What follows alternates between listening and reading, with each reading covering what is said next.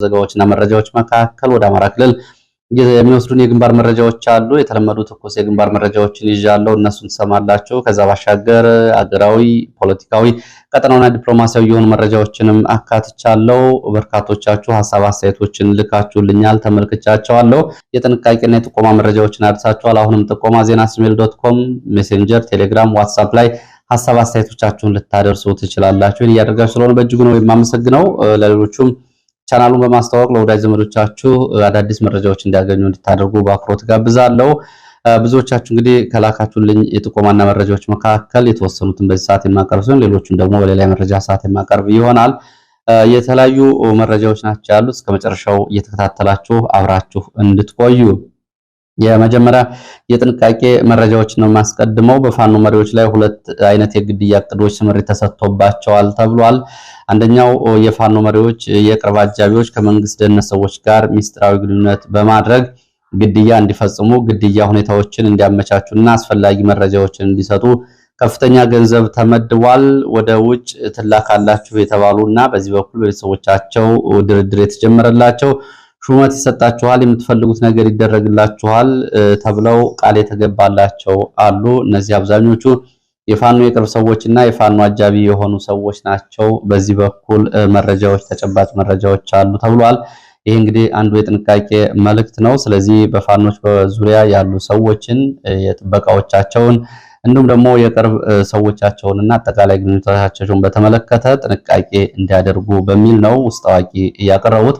የብር መጠንም ጭምር ነው እንግዲህ ያሳወቁት። ብልጽግና እስከሚቀጥለው ሰኔ 30 ድረስ በገንዘብም ጭምር ይህንን ዘመቻ ማክሸፍ አለብን በሚል እንቅስቃሴ እያደረገ ነው የሚገኘው። ሁለተኛው ከስምሪት ቀጠናዎች ልንወጣ ነው ተቀበሉን በሚልና እንዲሁም ከብልጽግና ከሰራዊቱ በተለያየ መንገድ እየወጣን ነው የሚሉ የአድማ ብተና፣ የመከላከያ፣ የሚሊሻ አባላት የፋኖ መሪዎች እንዲቀበሉ እንፈልጋለን የሚል በቡድን ወደ ፋኖ ለመቀላቀል እንፈልጋለን፣ ስለዚህ የፋኖ መሪዎች አቀባበል ያድርጉልን በሚል ለዚህም የታሰበ የዘመቻ እቅድ አለ።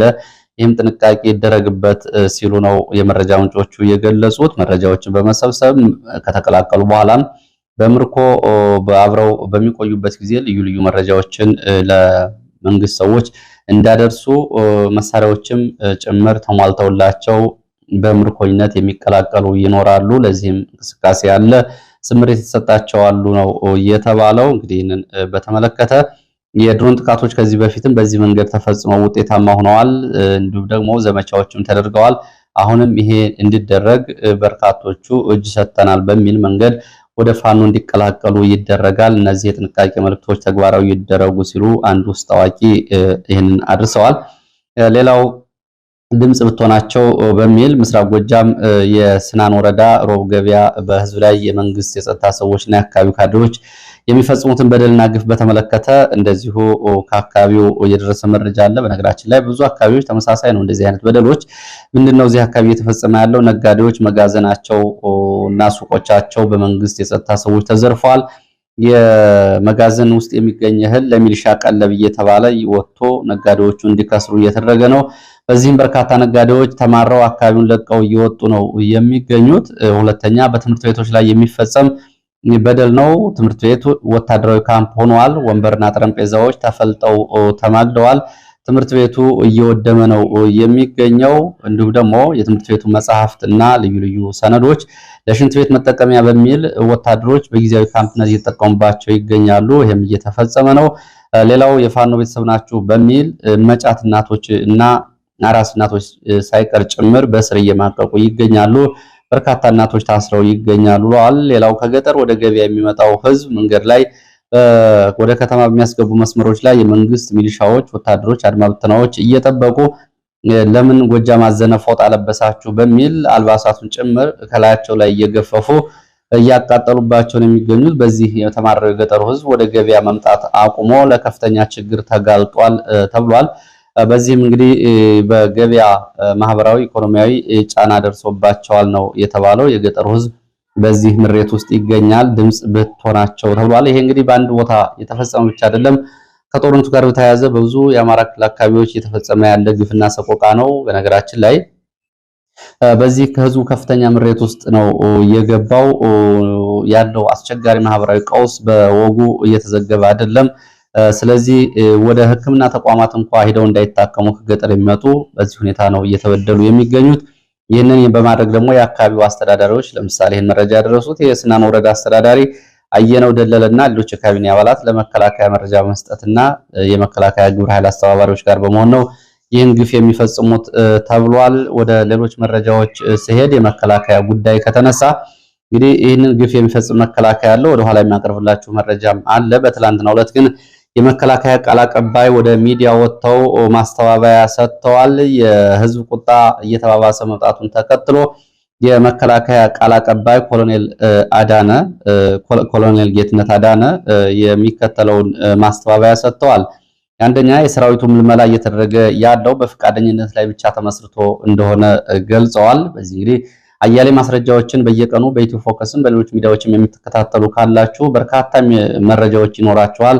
ምልመላውን በተመለከተ ወደ ኋላ የማቀርበው መረጃ ይኖራል። እየመለመልን ያለነው በፈቃደኝነት ላይ የተመሰረተ ነው ሲሉ ነው የገለጹት። ከስደተኛ ጣቢያ ጭምር ሳይቀር ነው እንግዲህ መጠለያ ጣቢያዎች ሳይቀር እየተመለመሉ ያሉት የአብነት ትምህርት ቤቶች። በዚህ ምክንያት እብናት፣ ወልዲያ፣ ደብረ ታቦር እና እንዲሁም ደግሞ ደብረ ማርቆስ አካባቢ ሶስት የአብነት ትምህርት ቤቶች ተዘግተዋል። ተማሪዎቹ በሙሉ ታፍሰው ተወስደው ከአብነት ትምህርት ቤት ጭምር ተማሪዎችን እያፈሱ የሚወስዱ ከመደበኛ ትምህርት ቤቶች እያፈሱ የሚወስደው እንግዲህ ይሄ ነው። በፈቃደኝነት ላይ የተመሰረተ ምልመላ ነው እያደረግን ያለ ነው ሲል ምላሽ እየሰጠው። ሌላው ከእድሜ በታችም የሆኑ ወይም ደግሞ ለአቅመ አዳም ለአቅመ ሔዋን ያልደረሱትን እድሜያቸው ከ18 ዓመት በታች ያልሆኑትን አልመለመልንም ሲሉ ነው እንግዲህ ይህንንም ለማስተባበል የሞከሩት። በተጨባጭ መረጃዎች እንግዲህ ከ12 ዓመት ታዳጊዎች ጨምሮ በርካታ ቦታዎች ላይ ወደ ውትድርና እየታፈሱ የሚገኙት እድሜያቸው ያልደረሰ ነው። ሐሰተኛ ሰነድ ጭምር በመንግስት የተደራጀ 8ኛ ክፍል ደርሰዋል እየተባለ ይዘጋጃል። እድሜያቸውን በዚህ መንገድ እድሜያቸው ላይ ከ8 እስከ 10 ዓመት ድረስ እየተጨመረ ሪፖርት እየተደረገ ነው በርካታ ታዳጊዎች እየታፈሱ የሚገኙት። ይህን እንግዲህ ለማስተባበል ሞክረዋል።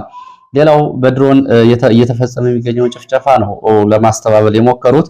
በድሮን እየተጨፈጨፈ ንጹሃን የለም፣ ድሮን ለይቶ ነው የሚመታው፣ የመታናቸው አካላት ናቸው የሚንጫጩት፣ የተመታውም የጥላት ምሽግ ነው በሚል ለማስተባበል ሞክረዋል። እንግዲህ ላለፉት 2 ዓመታትና ከዛ በፊት በድሮን የተፈጸሙ ጥቃቶችን በተመለከተ በየዕለቱ የሚወጡ ዘገባዎችን የምትከታተሉ አድማጭ ተመልካቾች በዚህ ላይ በቂ መከራከሪያ ማቅረብ ይቻላል። የሆስፒታል አምቡላንስ ሳይቀር ጭምር ነው በድሮን ተመቶ ሐኪሞች እየተገደሉት። በርካታ መምህራን፣ ህፃናት፣ እናቶች እንዲሁም ደግሞ ገበያ ውስጥ እናትና ሰሜን ሸዋ ሰሴት ተብሎ የሚጠራው አካባቢ የተፈጸመው እንደዚሁ ከገበያ ሲመለሱ በነበሩ ሰዎች ላይ በተሽከርካሪ ላይ በተፈጸሙ የድሮን ጥቃቶች የደረሰው ግፍና ሰቆቃ የሚታወቅ ነው። እንግዲህ በርካታ ማስረጃዎች አሉ። ዓለም አቀፍ ሚዲያዎች፣ ዓለም አቀፍ የሰብአዊ መብት ድርጅቶች ጭምር የመዘገቧቸውን ነው ለማስተባበል የሞከሩት። ሌላው ውጊያውን በተመለከተ በኦሮሚያ ክልል ያለውን አጠቃላይ እየተቆጣጠርን ነው፣ ሰላም አድርገናል፣ ብዙዎቹ በሰላም እየገቡ ይገኛሉ፣ አሁን ስጋት የሚሆን ነገር የለም የሚል እንደዚሁ መግለጫ ተሰጥቷል። በቃል አቀባዩ በኩል በአፈሙዝ ያዞረብንን እስከ መጨረሻው ጥርስ ነክሰን እንዋጋዋለን የሚል እንግዲህ አሁንም ሰራዊቱ የፖለቲካ ስልጣን ለማስጠበቅ እያደረገ ያለውን ተጋድሎ በዚህ ልክ ነው እንግዲህ እየገለጹት የሚገኘው። በአማራ ክልል ያለውን ተጽዕኖ እንደዚሁ አጥፍተነዋል፣ ተቆጣጥረነዋል ተብሏል። መከላከያን የሚገዳደር ወደ 4 ኪሎ የሚመጣ ኃይል ሳይሆን ከ4 ኪሎ የሚርቅ ኃይል ነው ያለው በሚል የአማራ ብልጽግና የፖለቲካ መዋቅሮችን እየመለሰ መሆኑንም በዚሁ መግለጫ ተሰጥቷል። እንግዲህ ሰራዊቱ በአገር ውስጥ የእርስ በርስ ጦርነት ውስጥ እንዲሳተፍ እያደረጉ ያሉት ባለስልጣናት ይህንን ነው እየተናገሩ ያሉት። እውነታው ግን መሬት ላይ እየተፈጸሙ ያሉ ግፍና ሰቆቃዎች በየቀኑ ተመዝግበው የሚያዙ ናቸው። ብዙዎቻችሁ በየዕለቱ የምትከታተሏቸው ናቸው። ሌላው መረጃ እንደዚሁ የአሰብን የተመለከተ ነው። ብልጽግና አሰብን በተመለከተ እንግዲህ በተለያዩ ተቋማት ለሚገኙ መምህራን፣ የአካዳሚክ ደግሞ የትምህርት ባለሙያዎች፣ የምርምር ተቋማትና ሌሎቹ ስልጠና እንዲሰጥና ግንዛቤ እንዲፈጠር በሚል አቅጣጫ ማስቀመጡን ተከትሎ በትላንትናው ዕለት ዛዲግ አብርሃ በዲላ ዩኒቨርሲቲ ለሚገኙ የተለያዩ የዩኒቨርሲቲው የማህበረሰብ አካላት ስልጠና ሰጥቷል ነው የተባለው። የባህር በር ጉዳይን ለማስመለስ ብልጽግና ቁርጠኛ አቋም ስለመኖሩ ይህንን አሳውቋል። በባህር በር ጉዳይ ስትራቴጂክ ፖሊሲ ተቀርጾ ለውይይት ክፍት ተደርጓል። ጉዳዩም አጀንዳ ሆኗል የሚል እንደዚሁ ማብራሪያ ጨምሯል። የባህር በር ጉዳይ ሁሉም ኢትዮጵያዊ ቀዳሚና ብሔራዊ አጀንዳ ሊያደርገው ይገባል ብሏል። ከፍተኛ የትምህርት ተቋማት፣ የምርምር ማዕከላት ጥያቄው ምላሽ እንዲያገኝ የሚረዱ ጽሁፎችን እንዲያዘጋጁም እንደዚሁ ጥሪ አቅርበዋል። ለትውልዱ ታሪካዊ ኃላፊነት መወጣት አለባችሁም በሚል ነው ማሳሰቢያ ይሰጡ ተብሏል። ለ2000 ዓመታት ኢትዮጵያ የተጠቀምበት የነበረው የባህር በር የቀይ ባህርና የአሰብ በር በ1980ዎቹ በግልጽ ባልሆነ መንገድ የተወሰደ ስለሆነ ይህንን እናስመልሳለን የሚል እንግዲህ ለምሁራንም ጭምር የብልጽግናን አቋም እያሳወቁ ነው የሚገኙት። ከቀጠናው ሰላምና ኢኮኖሚ አንጻር ኢትዮጵያ ያለአግባብ የተወሰደባትን የባህር በር ታስመልሳለች የሚል አሁን እንግዲህ በሁሉም አማራጮች እንገባበታለን የሚል አቋም እያሳዩ ነው የሚገኙት። ለዚህም ብልጽግና እንግዲህ በየተለያዩ ተቋማት ድጋፍ እያሰባሰበ ነው የሚገኘው። ሰሞኑን የፖለቲካ ፓርቲዎች አብንን ጨምሮ በዚህ ጉዳይ ላይ የሰጡት የድጋፍ መግለጫ አለ። ለብልጽግና የሰጡት ድጋፍ መግለጫ አሰብንና በተመለከተና ቀይ ባህርን በተመለከተ ይህንን ተከትሎ ደግሞ የኤርትራ ባለስልጣናት ምላሽ እየሰጡ ነው የሚገኙት። ይህንን በተመለከተ የኤርትራው ቃል አቀባይ የፖለቲካ ቡድኖች የማይታለፉ ቀይ መስመሮችን ሊያልፉ ይሞክራሉ ሲሉ ጉዳዩን አጣጥለውታል። ቶክሲክ ወይ ደግሞ አቃጣይ የሆነውን አጀንዳ ያራግባሉ፣ የጎረቤት ሀገራትን ሉዓላዊነት ጭምር ለመዳፈር ይሞክራሉ ሲሉ የማነ ገብረ መስቀል ይህንን አጣጥለዋል።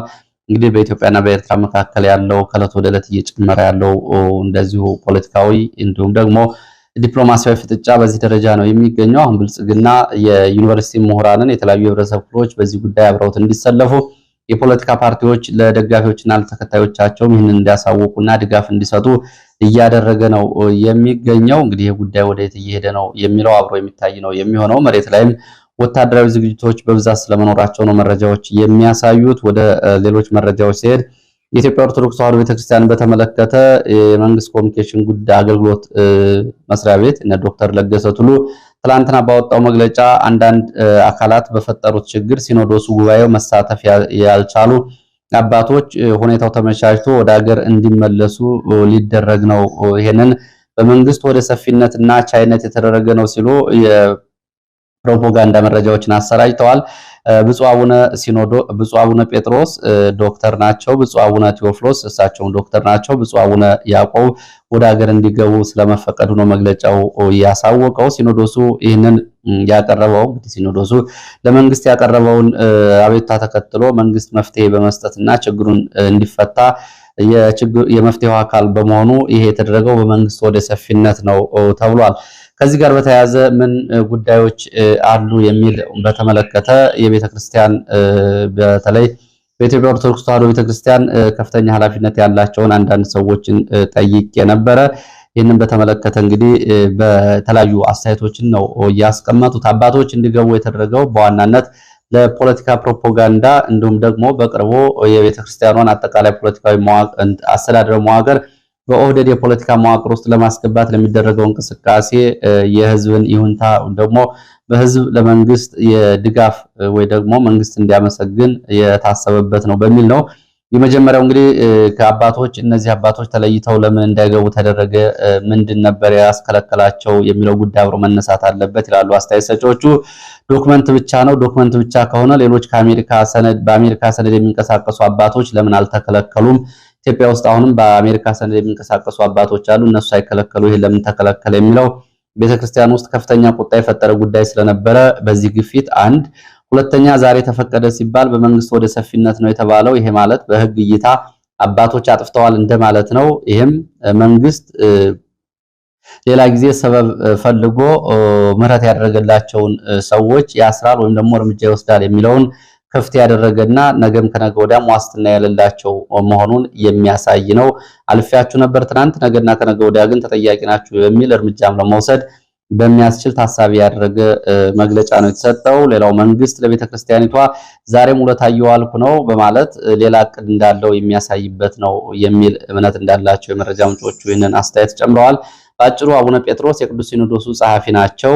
እንግዲህ እስካሁን ድረስ በጸሐፊነታቸው በአንድ ዓመት ከሀገር ውጭ እንዲቆዩ ስለተደረጉ አሁን የአገልግሎት ዘመናቸው ስለሚያበቃ ለሲኖዶሱ ስልጣን ያስረክባሉ። የፊታችን ግንቦት ከአንድ ሳምንት በኋላ ስለዚህ ስልጣን ስለሚያስረክቡ ቢገቡም ባይገቡም ችግር የለውም ስልጣን ስለሌላቸው እንደ አንድ አባት የጉባኤ ተሳታፊ ስለሚሆኑ ጉዳዩን ብልጽግና ካመከነ በኋላና በኃላፊነታቸው ተግባራት እንዳይሰሩ ካደረገ በኋላ ተጽዕኖ በማይፈጥሩበት ሁኔታ ይህንን መፍቀዱን እንዲሁም ደግሞ በዚህ ጉባኤ አቡነ አብርሃምና አቡነ ጴጥሮስን የሚተኩ አቡነ አብርሃም እንግዲህ የኢትዮጵያ ኦርቶዶክስ ተዋሕዶ ቤተክርስቲያን ቤተ ክህነት ዋና ስራ አስኪያጅ ናቸው። አቡነ ጴጥሮስ ደግሞ የሲኖዶሱ ዋና ጸሐፊ ናቸው። እነዚህ ሰዎችን የሚተኩ ከኦህዴድ አካባቢ የኦህዴድ ደጋፊ የሆኑ የአባቶች ለአሁኑ ጉባኤ በነ ዳንኤል ክብረት በኩል ተዘጋጅተዋል። ስለዚህ ይህንን ተቃውሞ ለመቀልበስ እነዚህ አባቶች በጉባኤው እንዲገኙ ለማድረግ የታሰበ ነው። ሌላው አቡነ ገብርኤል የገቡበት ቅርቃር አለ በቤተክርስቲያን ውስጥ ይህንንም ለማስቀየስ ሌላ ዘዴ ነው በሚል አስተያየታቸውን አድርሰዋል። በመሰረታዊነት እንግዲህ እርቅ አባቶች እንዲገቡ መደረጉ ተገቢም ትክክልም ቢሆን ከዛ ባለፈው ያሉትን ጉዳዮች ግን በዚህ መንገድ አስተያየት ሰጪዎች ተመልክተዋል። ሌላው ወደ አዲስ አበባ የሚወስደን መረጃ ነው። የፖለቲካና የህሊና እስረኞች ጥቃት ተፈጸመባቸው ተብሏል። ሚያዝያ 22 2017 ከምሽቱ 12 ሰዓት ጀምሮ ፖሊስ ወደ እስረኞቹ ቤት በመግባት ከክፍላቸው በማስወጣት እነ ዮሐንስ ቦያለውና ክርስቲያን ታደለን ጨምሮ እስከ ሌሊቱ 7 ሰዓት ድረስ ውጭ አሳድሯቸዋል ተብሏል። እነ ዶክተር ወንዶሰን አሰፋ፣ ጋዜጠኛ ጎበዜ ሲሳይ፣ ዳዊት በጋሻው ጋዜጠኛ፣ እንዲሁም ፕሮፌሰር ማረጉ ቢበይና ዶክተር ሲሳይ አውግቸውን ጨምረው ለዚህ ይሄ ድርጊት ተፈጽሞባቸዋል። በትላንትናው ዕለት ለፍርድ ቤቱ በአቤቱታ አቅርበዋል ነው የተባለው። ይህንን በተመለከተ ቀይ ቦኔት ለባሽ የፌዴራል ፖሊስ አባላት ከማደሪያ ክፍላቸው አስወጥተው ውጭ ላይ በማሳደር ህይወታቸውን ለአደጋ አጋልጠውት ነበር ሲል መሰረት ሚዲያ ዘግቧል። በዚህ በኩል የእስረኛ ጠበቆችን አናግሬ ነበር። የእስረኛ ጠበቆች የሚከተለውን አስተያየት ነው እየሰጡት። እስረኞች ማደሪያ ፖሊስ በመግባት ብርበራ፣ ፍተሻ በሚል ሌሊት እስረኞቹን እንዳስወጡ እንዲሁም ደግሞ ለፍርድ ቤት ካቀረቡት አቤቱታና ጠበቆቹ ደግሞ ከደንበኞቻቸው የሰሙትን መረጃ ተናግረዋል ተደርጓል። እንዲሁም ደግሞ ማንገላታትም ተፈጽሞባቸዋል። በእስረኞች ማደሪያ የነበሩ ቁሳቁሶች ተወስደውባቸዋል።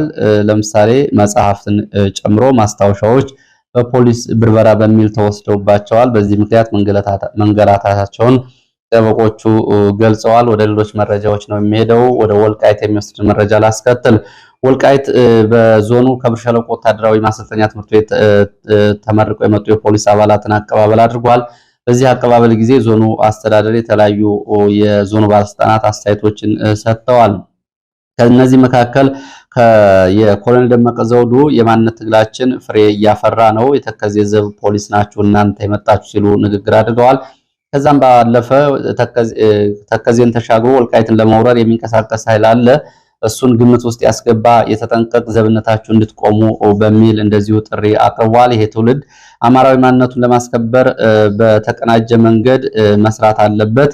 ማንነታችን ለማስከበር የማንነት ኮሚቴው በጽናት እየታገለ ይገኛል። አማራዊ ማንነታችን ለማስከበር ይሄ ትውልድ ዋጋ የከፈሉትን አደራ አለበትም ሲሉ እንደዚሁ ገልጸዋል። እንግዲህ ይህን በተመለከተ ሰሞኑን በወልቃይትን በተመለከተ የህወሓት ሁለት መግለጫዎችን አውጥቷል። አንደኛው ሰሞኑን ለጎንደር ከተማ ልማት የዞኑ ገንዘብ ማዋጣቱን ተከትሎ በዚህ በሚዲያ የተላለፈው መረጃ፣ ከዛ ቀደም ብሎ ደግሞ የተከዜ ዘብ በሚል የዞኑ የብልጽግና ባለስልጣናት የወረዳ የቀበሌ ስልጠና ባደረጉበት ጊዜ አማራ ቴሌቪዥን የዘገበውን ዘገባ በተመለከተ ህወሓት መግለጫ ማውጣቱ ይታወቃል። አሁን ከብር ሸለቆ ወታደራዊ ማሰልጠኛ ትምህርት ቤት የፖሊስ ስልጠና አጠናቀው የመጡ ከዞኑ ከተለያዩ ወረዳዎች የተመለመሉ የፖሊስ አባላት ወደ ዞኑ ለስምሪት ገብተዋል። ከዚህ በፊት በዚህ አካባቢ ኢንስፔክተርም ሆነ ኮማንደር ከወልቃይት ተወላጆች እንዲያድግ አይፈለግም ነበረ። አሁን ግን ይሄው ከልጆቻችን ተመልምለው ወደ ስምሪት ገብተዋል ሲሉም አስተያየታቸውን ሰጥተዋል። እንግዲህ ይህንን ከመንግስት ሚዲያዎች ላይ ወልቃይትን በተመለከተ የተሰራጨ ነው። ወደ ሌሎች መረጃዎች ሄዳለሁ። ወደ ግንባር መረጃዎች ሲሄድ በአርማጭሆ በተለያዩ አካባቢዎች ከፍተኛ ውጥረት አለ። ደረቅ አምቦ፣ ዶጋው፣ ማሰሮን ጨምሮ በተለያዩ አካባቢዎች ከፍተኛ የሆነ ወታደራዊ እንቅስቃሴ አለ። ይህን ተከትሎም ከፍተኛ ውጥረት አለ ነው የተባለው። ወታደራዊ ግዳጅና ፈሳን በተመለከተ በተለያዩ አካባቢዎች እናቶች አሁንም ልጆቻቸውን ከግዳጅ ለማስቀረት ያለቀሱ ነው የሚገኙት። አቤቱታቸውን የሚሰማ አልተገኘም። መንገድ ላይ ተኝተው ጭምር ልጆቻቸውን ጭነው የሚሄዱ ተሽከርካሪዎችን መንገድ ዘግተው ነበር ተብሏል። ለምሳሌ ብናት መንገድ ዘግተው ነበር እናቶች። ወልዲያ አቅራቢያ ሃራ ተብላ የምትጠራ ቦታም እንደዚሁ እናቶች መንገድ ዘግተው ነበር የታፈሱ ልጆቻቸውን ለማስቀረት፣ ሆኖም አልቻሉም ነው የተባለው። በፖሊስ ተደብድበው እናቶች ወደ ቤታቸው እንዲመለሱ ተደርገዋል ተብሏል። ከዚህ ጋር በተያያዘ እንግዲህ በተለያዩ አካባቢዎች አሁንም አፈሳ የተሰጣችሁን ቁጥር አላሟላችሁም በሚል ራያ ቆቦ፣ አራዶም እንዲሁም ደግሞ ወልዲያ ዙሪያ፣ ዶሮ ግብር፣ ወልዲያ ከተማን ጨምሮ ሰሜን ወሎ በተለያዩ አካባቢዎች ከፍተኛ የሆነ አፈሳ እየተደረገ ነው የሚገኘው ታዳጊዎችን ጨምሮ ተብሏል። ይህንን እንግዲህ ኮሎኔል ጌትነት አዳነ በመስፈርቱ መሰረት ነው እየመለመልን ያለ ነው በፍቃደኝነት ነው ያሉት። ይህ ነው መረጃው። እንግዲህ በተለያዩ አካባቢዎች እናቶች እያለቀሱ ነው ልጆቻቸው ከእጃቸው ተነጥቀው ሲወሰዱ። ወደ ግንባር መረጃዎች ስንሄድ ደቡብ አቸፈር አድራ በተባለች ቦታ በዱር ቤቴና ዲላሞ መካከል በምትገኝ ቦታ ትላንትና ውጊያ ተደርጓል። በዚህ ውጊያ በትንሹ 5 የመንግስት ወታደሮች ሲገደሉ 2 ንጹሃን ገበሬዎች ደግሞ መንግስት ወታደሮች ተገድለዋል። የመንግስት ወታደሮች ይህንን ተከትሎ በአካባቢው በሚኖሩ አርሶ አደሮች ላይ ከግድያ ባሻገር ንብረት ማውደም፣ መዝረፍ፣ ድብደባና ስርዓትንም ፈጽመዋል ነው የተባለው። በተለይ ማዳበሪያ በፋኖ ወስዳቸዋል የተባሉ ገበሬዎችን ቤት ለቤት እየገቡ ሲደበድቡ እንዲሁም ደግሞ ግድያ የፈጸሙትም በእነዚህ ላይ ነው ተብሏል። በተመሳሳይ ምዕራብ ጎጃም ወንበርማ ሽንዲ ከተማ ፋኖ ድንገተኛ ጥቃት ፈጽሟል ወደ ከተማ በመግባት በዚህም በርካታ የሚሊሻ አባላት ሙትና ቁስለኛ ሆነዋል። በተለይ በሚሊሻ አባላት ላይ በተፈጸመ የቦምብ ጥቃት ነው ከባድ ጉዳት ያስተናገዱት። ከማለዳ እስከ ረፋድ በተደረገው ውጊያ በሚሊሻ በአድማ ብተና አባላት እንደዚሁ ጉዳት ደርሷል። የከተማው ዓይን እማኞች በፋኖ አባላት ላይም እንደዚሁ የሞትና የአካል ጉዳት መድረሱንም እንደዚሁ ጨምረው ገልጸዋል። ሰብአዊ ጉዳቶችና ቁሳዊ ጉዳቶችን ያስከተለው የከተማ ውስጥ ውጊያ እስከ ረፋድ 3 ሰዓት ከ20 ድረስ ቀጥሎ ነበር ነው የተባለው። እስከ እኩለ ቀን ድረስ በከተማው ምንም አይነት እንቅስቃሴ አልነበረም የሚሉት የዓይን እማኞች ከሽንዲ ከተማ ባሻገር በተለያዩ የገጠር ቀበሌዎች አሰሳ ዘመቻ በሚል እንደዚሁ አንበርና በሌሎች አካባቢዎች ትላንትናም ውጊያ ነበር ወገደና አንበር አካባቢ ብለዋል። በተደረገው ውጊያ የሚሊሻ አዛዥን ጨምሮ በርካታ የመንግስት ወታደሮች ሙትና ቁስለኛ ሆነዋል ተብሏል። ዳንግላ አቅራቢያ በተመሳሳይ እንደዚሁ በተሽከርካሪ ላይ በተፈጸመ ድንገተኛ ጥቃት ጉንድሪ በተባለ ቦታ በተፈጸመ ጥቃት በተሽከርካሪ ላይ የነበሩ የአድማ ብተና የሚሊሻና የመከላከያ አባላት ሙትና ቁስለኛ ሆነዋል። 15 የሚሆኑ እንደዚሁ ሙትና ቁስለኛ ሲሆኑ 9 ወዲያውኑ ህይወታቸው ያለፈው ተብሏል። በተመሳሳይ እዚሁ ጉባላ ተብሎ የሚጠራ ቦታም በነገራችን ላይ የኛው ተሽከርካሪ ይዞ የነበረው የመንግስት ወታደሮችን ተሽከርካሪውም ጉዳት ደርሶበት አመሻሹን ነው እየተነሳው በሌላ ተሽከርካሪ ተብሏል። ጉባላ ተብላ የምትጠራ ቦታ እዚሁ አካባቢ የመንግስት ወታደሮች በአካባቢው ነዋሪዎች ላይ ግፍና ሰቆቃ እየፈጸሙ ነው። በዚህም በተለይ ሴቶችን አግተው ወስደዋል፣ ያስገዶ መድፈርም ፈጽመዋል ሲሉ ነው የአካባቢው ዓይን እማኞች የገለጹት።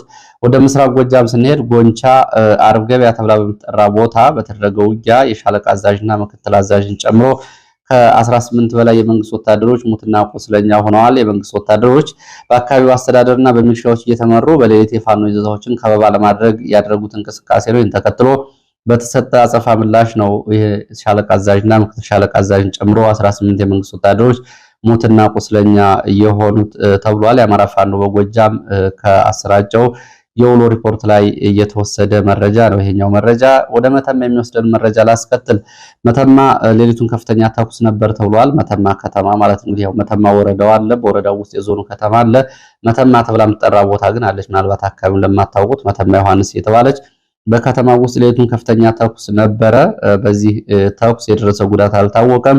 የዓይን እማኞች የፋኖ አባላት ከምሽቱ 3 ሰዓት እስከ ሌሊቱ 7 ሰዓት ከተማ ውስጥ መግባታቸውን ተከትሎ ከፍተኛ ተኩስ ነበር ተብሏል። አብዛኞቹ የመንግስት ኃይሎች ደግሞ ወደ ወታደራዊ ካምፕ ተጠግተው አልፎ አልፎ ተኩስ ያደርጉ ነበር።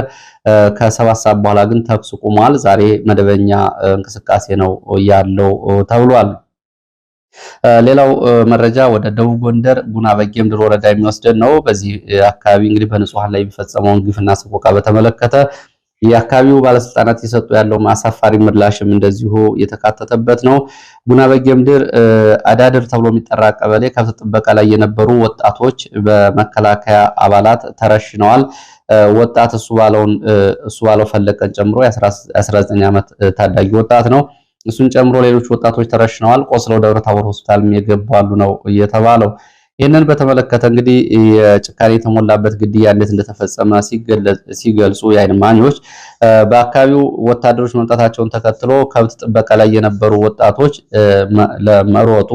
ሲሮጡ አረኛ እናንተን አንፈልግም ኑ ብለው መለሷቸው። ከተመለሱ በኋላ አንዱን ወጣት ይዘው ይሄ ከላይ እንግዲህ ስሙ የተገለጸውን እሱ ባለውን ጸጉር ያደገው ለምንድን ነው በሚል ፎቶ ሲያነሱት ቆዩ። ፎቶ ሲያነሱት ከቆዩ በኋላ በጥይት ግንባሩን መተው ገደሉት።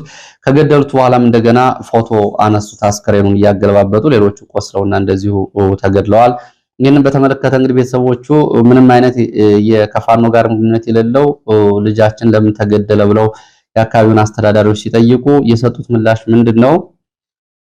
ወጣቶቹ ለሪፖርት ተብሎ ነው የተረሸኑት የሚል ምላሽ ነው የተሰጠው። በጣም የሚያሳዝን ነው። ለሪፖርት ተብሎ ነው የተረሸኑት። እንግዲህ የመከላከያ ሰራዊቱ አድማ ብተናው ሲንቀሳቀስ ምን አድርጋችሁ መጣችሁ? ምን ያክል ፋኖ ላይ እርምጃ ወሰዳችሁ? የሚል ጥያቄ ሲመጣ ንጹሃን እየገደለ አሁን ፎቶ እያነሳ ጸጉራቸው ያደገ ወጣቶችን ለሪፖርት እየገደለ ነው፣ ለሪፖርት ተብሎ ነው ወጣቶቹ የተገደሉት የሚለው ምላሽ እንግዲህ በታሪክ ውስጥ ሊቀመጥ የሚችል አሳፋሪ ምላሽ ነው። በተመሳሳይ በትላንትናው ዕለት እንደዚሁ ጎጃም ቡሬ ከተማም እንደዚሁ አባትና ልጅ በአሰቃቂ ሁኔታ ተረሽነዋል። ከምሽቱ 5 ሰዓት ከቤታቸው አስወጥተው የ41 ዓመት ዘላለም ከበደ እና ልጁን የ15 ዓመት ነው ከቤታቸው አወጥተው ምሽት የመንግስት ሚሊሻዎች እየረሸኗቸው ተብሏል። ወደ መረጃዎች ቀጥላለው። በአርኤስኤፍ ሪፖርተር ዊዛውት ቦርደርስ የተባለውና ሌሎች ዓለም አቀፍ የጋዜጠኞች ድርጅቶች ባወጡት ሪፖርት በዚህ ዓመት በጋዜጠኝነት እና በነጻ ፕሬስ ኢትዮጵያ ደረጃው አሽቆልቁሏል ነው የተባለው። በጋዜጠኞች መብት ረገጣ ከ184 ሀገራት 145ኛ ደረጃ ላይ ትገኛለች። ባለፈው ዓመት 141ኛ ደረጃ ላይ ነበረች ኢትዮጵያ። ዘንድሮ ደግሞ ደረጃው አሽቆልቁሎ 145ኛ ሆናለች። ይህ እንግዲህ በዓለም ላይ በዚህ ዓመት በተለይ ያሳለፍነው 2024 እጅጉን ለጋዜጠኞች አስቸጋሪ ዘመን እንደነበርና አስቸጋሪ ጊዜ ብሎ ነው ድርጅቱ በመግለጫው ያወጣው። ኤርትራ በመጨረሻ ደረጃ ላይ ትገኛለች።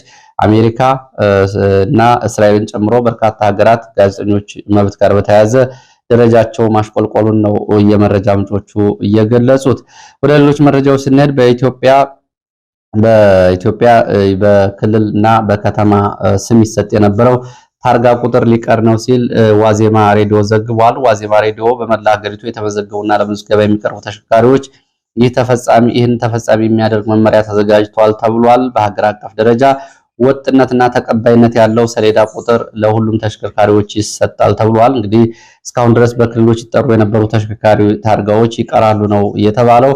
ይህም በዓለም አቀፍ ደረጃ ለኢትዮጵያ የተሰጣት ኢቲኤች በእንግሊዝኛ በአማርኛ ደግሞ ኢት የሚለው የተሽከርካሪዎች ሰሌዳ ላይ ይቀመጣል ነው የተባለው። የክልል መለያ ሙሉ በሙሉ ይቀራል። ክልሎች ግን ይሄ መለያ ሲቀር ከተሽከርካሪዎች ላይ የሚያገኙት ገቢ ይቀራል ማለት እንዳልሆነ ባለስልጣናትን ዋቢ አድርጎ ዋዜማ ዘግቧል። ዘመናዊ የመረጃ ሪከርድ የተገጠመላቸው ቺፕሶች በቺፕስ እየተባሉ የሚጠሩት እንግዲህ ማይክሮ ሪከርደር ጭምር ያላቸው እነዚህ በተሽከርካሪዎቹ ታርጋ ላይም ጨምረው አብረው ይሰራሉ ነው የተባለው። እንግዲህ